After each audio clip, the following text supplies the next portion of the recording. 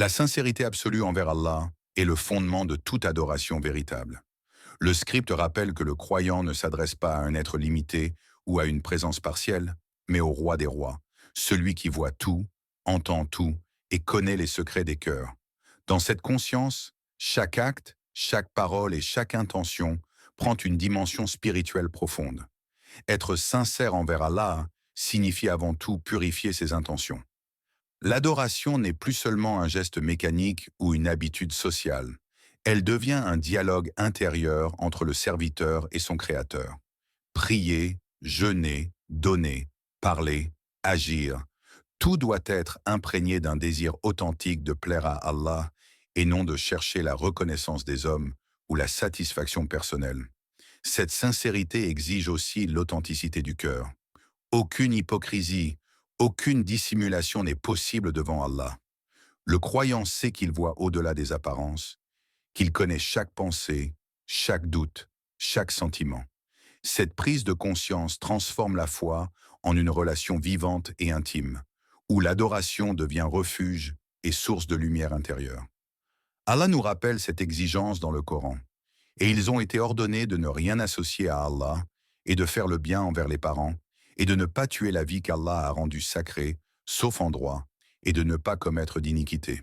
Et quiconque fait cela avec sincérité et foi, ceux-là auront un succès véritable. Sourate Al-An'am 6, verset 151. Ainsi, la sincérité absolue n'est pas seulement un acte ponctuel, mais une discipline de chaque instant.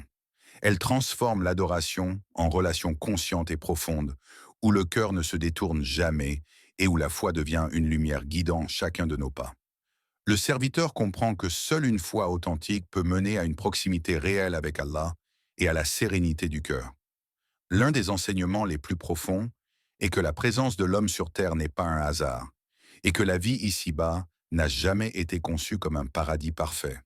L'homme n'a pas été créé pour jouir sans limite, accumuler des plaisirs ou fuir les épreuves, mais pour connaître Allah, le contempler et le comprendre à travers son univers et ses signes. La dunya, avec ses contraintes et ses épreuves, est un terrain d'apprentissage unique, impossible à reproduire dans le paradis, où tout est déjà parfait et où les besoins n'existent plus. Chaque limite que l'on rencontre, chaque difficulté ou sensation est un véhicule de connaissance spirituelle. La faim nous fait comprendre Ar-Razak, le pourvoyeur. La maladie nous fait percevoir Ash-Shafi, celui qui guérit. Les erreurs et les fautes nous révèlent Al-Ghafour, le pardonneur.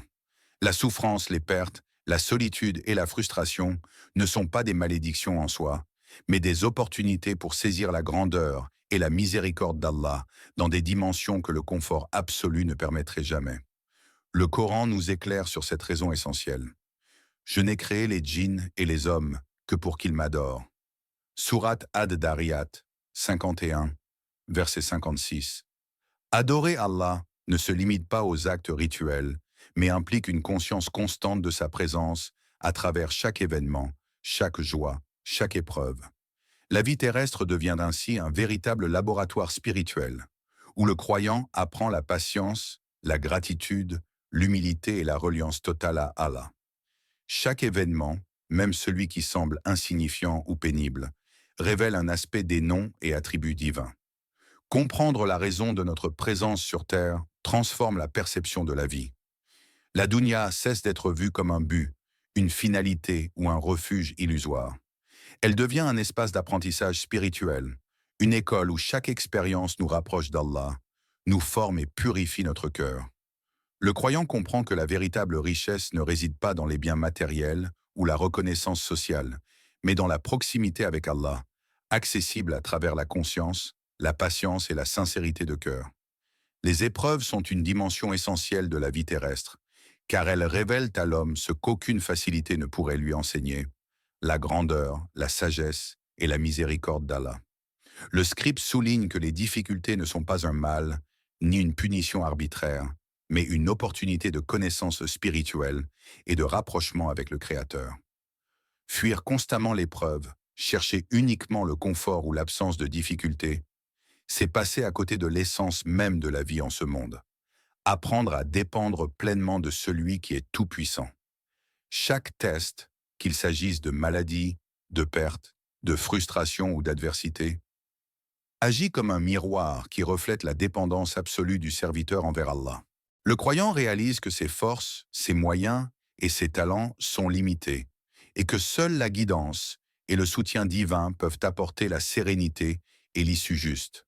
Cette dépendance n'est pas une faiblesse, mais un chemin vers la confiance, tawakkul, la patience, sabr et l'humilité. Le Coran rappelle cette sagesse. Nous vous éprouverons par quelques peurs, faim et perte de biens, de personnes et de fruits, et fait la bonne annonce aux endurants. Surat al-Baqarah 2, verset 155. L'épreuve devient alors un catalyseur de croissance spirituelle. Elle transforme la peur en confiance, la frustration en patience et le découragement en humilité sincère. Le croyant apprend à ne pas juger les événements par leur apparence, mais à les voir comme des invitations à renforcer sa foi et à approfondir sa relation avec Allah. Chaque difficulté est un rappel que la vie n'est pas seulement matérielle, mais essentiellement spirituelle. Ainsi, plutôt que de fuir les épreuves ou de les percevoir comme une injustice, le serviteur est appelé à les accueillir avec conscience et gratitude. Elles deviennent un moyen de purification, d'apprentissage et de rapprochement, permettant à l'âme de se détacher de l'illusion de l'autonomie et de s'attacher sincèrement au Créateur. Chaque épreuve vécue avec patience et foi est un pas de plus vers la compréhension réelle d'Allah et vers une proximité intime avec lui. Une distinction fondamentale que le rappel met en lumière est celle entre épreuve et châtiment. Toutes les difficultés que rencontre l'homme ne sont pas identiques. Certaines sont une purification et une élévation, tandis que d'autres sont un avertissement ou une conséquence des mauvaises actions. Comprendre cette nuance permet aux croyants de traverser la vie avec sagesse et conscience. Lorsque la vie du serviteur est conforme à la voie licite, halal, les épreuves, qu'elles soient petites ou grandes, deviennent un signe d'amour d'Allah. Elles purifient le cœur, renforcent la patience et rapprochent de la miséricorde divine. Un moment de difficulté, vécu avec foi et résignation, devient un moyen de gagner des rangs élevés dans l'au-delà et de fortifier le lien avec le Créateur. Dans ce cas, l'épreuve n'est pas un mal, elle est une bénédiction déguisée, un instrument de purification spirituelle. À l'inverse, persister dans le haram ou négliger la guidance divine transforme les épreuves en châtiment. Elles deviennent alors un avertissement sévère, un signal d'alarme pour rectifier la trajectoire. Le croyant, conscient de cette distinction, est poussé à s'auto-évaluer, à se repentir et à corriger ses choix, afin que les difficultés retrouvent leur fonction originelle de miséricorde et non qu'elles deviennent un éloignement ou une perte spirituelle. Allah nous rappelle cette sagesse dans le Coran, et nous n'affligeons pas un peuple avant d'envoyer un messager pour leur expliquer clairement. Surat Al-Isra 17, verset 15. Ainsi, la vie terrestre devient un terrain d'apprentissage et de vigilance. Chaque épreuve est analysée à la lumière de la foi. Est-ce une purification, un moyen de rapprochement avec Allah, ou un signal pour revenir sur le droit chemin? Cette conscience transforme la peur et la douleur en outils de croissance spirituelle, et le croyant apprend à accepter les difficultés avec patience, gratitude et humilité, en cherchant toujours à aligner sa vie avec ce qui est licite et juste. L'acceptation du destin, ou Rida Billah, est l'une des clés les plus puissantes de la réussite spirituelle. Le script insiste sur le fait que la victoire véritable ne se mesure pas à l'absence d'épreuves, ni à la facilité de la vie, mais à la capacité du croyant à accepter sincèrement le décret d'Allah. Cette acceptation ne signifie pas passivité ni renoncement à l'action. Elle traduit une confiance profonde dans la sagesse divine, même lorsque les événements semblent incompréhensibles ou injustes. Celui qui fait face aux difficultés avec patience, dignité et foi ne se laisse pas submerger par l'amertume.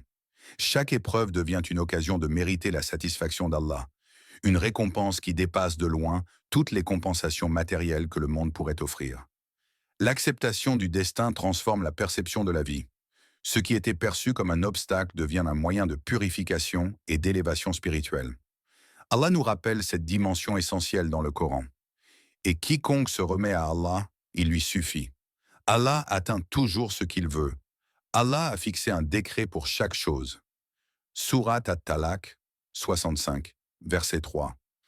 À l'inverse, résister au décret, se plaindre ou nourrir de la colère envers le destin, engendre l'amertume, le découragement et la perte spirituelle.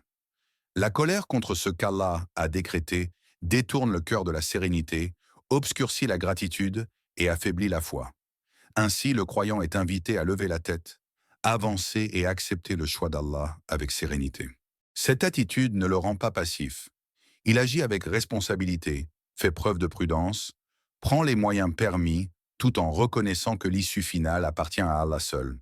L'acceptation du destin est donc à la fois un refuge et un outil de succès spirituel. Une posture qui élève le cœur, purifie l'âme et rapproche le serviteur de la satisfaction divine. La véritable force et virilité ne se mesurent pas par la domination physique, le pouvoir social ou la capacité à imposer sa volonté. Le script souligne que ces critères superficiels, si valorisés par la société, peuvent éloigner de la foi et créer un faux sentiment de supériorité. La force authentique est intérieure, spirituelle, et se manifeste dans la relation avec Allah et dans la maîtrise de soi. Être un homme au sens islamique ne se réduit pas à l'apparence ou au rang, mais consiste à être responsable, droit et sincère. La véritable virilité implique la capacité à contrôler ses désirs, à parler avec justice, à agir avec intégrité et à défendre la vérité même face aux pressions ou aux critiques. Cette force morale et spirituelle est bien plus durable que toute domination éphémère ou richesse matérielle. Allah nous montre dans le Coran que la puissance véritable est intimement liée à la piété. La puissance n'est pas dans la multitude de vos forces, mais dans la crainte d'Allah et la droiture de cœur. Interprétation du sens général, basée sur le Coran et les enseignements prophétiques. Un homme pieux, maître de lui-même, patient face à l'injustice et courageux dans la droiture, incarne cette virilité authentique. Il ne se laisse pas guider par la colère ou la pression sociale, mais par la justice, la sagesse et la fidélité à ses principes. Sa force inspire respect et confiance, non peur ou intimidation. Cette vision libère le croyant des critères superficiels imposés par la société. Il ne cherche pas à impressionner par l'apparence ou la richesse, mais à être digne aux yeux d'Allah et utile aux autres. La puissance véritable devient alors un équilibre entre courage moral, responsabilité spirituelle et proximité avec le Créateur. Un modèle de force qui élève l'âme et rayonne dans chaque interaction. Un des enseignements les plus profonds de l'islam est la notion d'iftikar, ou la conscience de la pauvreté totale de l'être humain devant Allah. Cette pauvreté n'est pas seulement matérielle, elle concerne tout ce que l'homme possède, y compris ses talents, sa santé, son savoir et ses relations. Tout peut lui être retiré à tout instant, et aucune richesse ou position ne peut garantir la sécurité ou la valeur devant le Créateur. Reconnaître cette pauvreté est une leçon d'humilité. Elle brise l'orgueil, la vanité et l'illusion d'autosuffisance. L'homme qui comprend qu'il est totalement dépendant d'Allah cesse de se comparer aux autres, de se glorifier pour ce qu'il possède ou pour ses accomplissements. Sa valeur ne se mesure plus à l'argent, au statut social ou à la force physique, mais à sa sincérité et sa soumission à Allah. Allah nous rappelle cette réalité avec clarté. Et ne vous imaginez pas que ceux qui sont morts pour la cause d'Allah sont morts. Non, ils vivent auprès de leur Seigneur, bien pourvus. Surat al-Baqarah 2, verset 154. Le verset montre que toute véritable richesse se trouve dans la proximité avec Allah et non dans les biens matériels ou le confort terrestre. La conscience de sa dépendance absolue conduit le croyant à une soumission authentique où chaque parole, acte et intention se tournent vers celui qui est la source de toute existence. Cette pauvreté spirituelle ne dévalorise pas l'homme. Au contraire, elle l'élève. Elle lui apprend la gratitude, la patience et la confiance. Elle transforme la peur de la perte en acceptation sereine du décret divin et l'orgueil en reconnaissance de la grandeur d'Allah. L'iftikar devient ainsi une clé pour purifier le cœur, renforcer la foi et établir une relation sincère et profonde avec le Créateur, où l'âme trouve sa véritable sécurité et sa valeur réelle. L'illusion de la normalisation du péché. Dans de nombreuses sociétés modernes, des actes qui étaient autrefois considérés comme clairement interdits, haram, deviennent acceptés, justifiés ou même encouragés.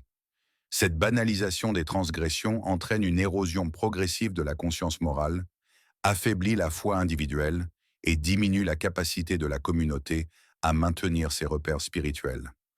Lorsque le péché cesse de choquer, le cœur devient insensible. Les actions qui étaient source de honte ou de crainte d'Allah perdent leur poids. Le croyant est alors confronté à un double danger, l'acceptation passive du mal et la dilution de sa responsabilité personnelle. Le script rappelle que la gravité du péché ne doit jamais être oubliée, même si la société tente de la rendre banale. Retrouver la conscience de l'interdit, c'est protéger son âme et sa communauté contre l'affaiblissement spirituel. Le Coran nous met en garde contre cette tendance. Et ne suivez pas ce dont vous n'avez aucune connaissance. Sourate Al-Isra, 17, verset 36. Bien que ce verset parle de la parole et de l'action, il nous rappelle un principe universel, la responsabilité individuelle. Chaque musulman doit évaluer ses actes et sa foi selon la vérité révélée, et non selon les normes fluctuantes de la société. La pudeur morale, la vigilance et la conscience du péché sont autant de moyens pour rester ferme face aux pressions et aux illusions de la modernité. Une société où le péché devient habituel perd la capacité de réagir aux grandes épreuves et de soutenir la foi de ses membres. Le réveil spirituel commence par l'individu. Retrouver la peur d'Allah, la responsabilité personnelle et la gravité du haram. En agissant ainsi, le croyant devient un pilier de résistance morale et un exemple pour son entourage. Ainsi, la prise de conscience du péché et le refus de sa banalisation sont essentiels pour préserver la foi, la dignité et la stabilité spirituelle de chacun et de la communauté. La vigilance morale n'est pas un fardeau, elle est une lumière qui guide et protège l'âme. L'islam n'est pas simplement une collection de rituels ou de pratiques isolées, c'est un mode de vie global qui englobe tous les aspects de l'existence humaine. Le scribe souligne que la foi ne se limite pas à la prière, au jeûne ou à la fréquentation de la mosquée. Elle s'exprime dans le comportement quotidien, les relations sociales, le commerce, l'éducation, la justice et la manière de gérer ses responsabilités. Une pratique fragmentée, où l'adoration se cantonne aux lieux sacrés ou à certains moments de la journée, constitue une incohérence. La foi véritable transforme l'individu de l'intérieur et guide ses actions à chaque instant. Être musulman, c'est appliquer la guidance d'Allah dans la vie familiale, professionnelle et sociale. Chaque interaction devient un acte d'adoration lorsqu'elle est guidée par la justice, la sincérité et la compassion. La parole, les transactions, l'enseignement, le leadership, l'éducation des enfants et même les loisirs doivent refléter la cohérence de la foi. Cette intégration fait de l'islam non seulement un cadre spirituel, mais un référentiel moral et pratique pour toute la société. Le Coran rappelle cette dimension universelle de la foi. En vérité, Allah commande la justice, la bienfaisance et l'assistance aux proches, et il interdit la turpitude, le blâmable et l'oppression. Sourate An-Nahl 16, verset 90. Ce verset montre que l'islam n'est pas limité à l'intime ou au rituel, mais trace une ligne directrice pour toutes nos actions, qu'elles soient spirituelles, sociales ou économiques. La cohérence entre foi et comportement est ce qui rend le musulman crédible, respecté et capable d'apporter un bien réel autour de lui. Ainsi, adopter l'islam comme mode de vie global signifie que la foi imprègne chaque décision, chaque parole et chaque acte, même dans les aspects les plus ordinaires de l'existence. Cette cohérence transforme le croyant en témoin vivant de la vérité et en source de lumière pour sa famille, sa communauté et la société entière. La véritable pratique islamique est donc un engagement complet, intégral et continu qui fait de chaque instant une occasion de se rapprocher d'Allah et de répandre le bien autour de soi. La responsabilité collective des musulmans. Chaque croyant ne vit pas isolé dans sa foi. Il est partie intégrante d'une Ummah où ses actes, ses paroles et son comportement ont un impact sur les autres et sur l'image de l'islam. Cette responsabilité commence par soi-même. Purifier son cœur, maîtriser sa langue, observer les commandements divins et incarner la sincérité. Mais elle s'étend rapidement à la famille, au voisinage, à la communauté et par effet indirect au monde entier. Être digne de la shahada, la profession de foi, n'est pas un simple privilège. C'est un honneur immense assorti d'une exigence morale. Chaque musulman est invité à devenir un exemple de droiture, de justice et de compassion, afin que sa vie reflète la lumière de l'islam. À l'inverse, une parole injuste, Un acte immoral ou une négligence dans le devoir peuvent être une source de honte pour la religion et affaiblir la communauté. Cette conscience pousse à la vigilance constante, à l'autocorrection et à la recherche de l'excellence morale. Allah rappelle cette responsabilité dans le Coran. Et coopérez dans la bonté et la piété, mais ne coopérez pas dans le péché et l'agression. Sourate Al-Maïda 5, verset 2. Le musulman est donc appelé à être un agent de bien dans chaque sphère de la vie, une personne dont la parole et l'action élèvent la communauté et renforcent la justice et la dignité. Cette responsabilité, bien que lourde, conduit à la plus noble des voies, celle du paradis. Chaque effort pour agir correctement, chaque initiative de bienfaisance et chaque refus de l'injustice devient un investissement spirituel qui nourrit l'âme et rapproche de la satisfaction d'Allah. Ainsi, la foi n'est jamais seulement individuelle. Elle se manifeste dans la manière dont chaque musulman contribue à la lumière, à la justice et à la cohésion de sa communauté. La responsabilité collective ne diminue pas la liberté, elle l'élève en l'inscrivant dans un cadre moral et spirituel qui transcende l'ego et la temporalité, permettant à chaque croyant de marcher sur le chemin de la grandeur et de l'honneur aux yeux d'Allah. Ô Allah, apprends-nous à te connaître à travers chaque épreuve et chaque instant de notre vie. Accorde-nous la sincérité de cœur, la patience face aux difficultés et la satisfaction de ton décret. Fais de nous des serviteurs humbles, conscients de notre pauvreté totale envers toi, dépendant uniquement de ta miséricorde et de ton soutien. Élève-nous par l'obéissance, purifie nos actions et fais de nos vies une voie droite qui mène à ton paradis. Ô Allah, rends-nous dignes de la shahada que nous portons, pour qu'elle guide chacune de nos paroles et chacun de nos actes. Amen. Si cette vidéo vous a touché ou apporté un éclairage, pensez à laisser un like pour montrer votre soutien. N'hésitez pas à la partager avec vos proches afin que ce message puisse atteindre ceux qui en ont besoin. Et surtout, abonnez-vous à la chaîne pour ne manquer aucune vidéo qui nourrit le cœur et renforce la foi. Chaque geste compte et nous aide à continuer ce chemin ensemble.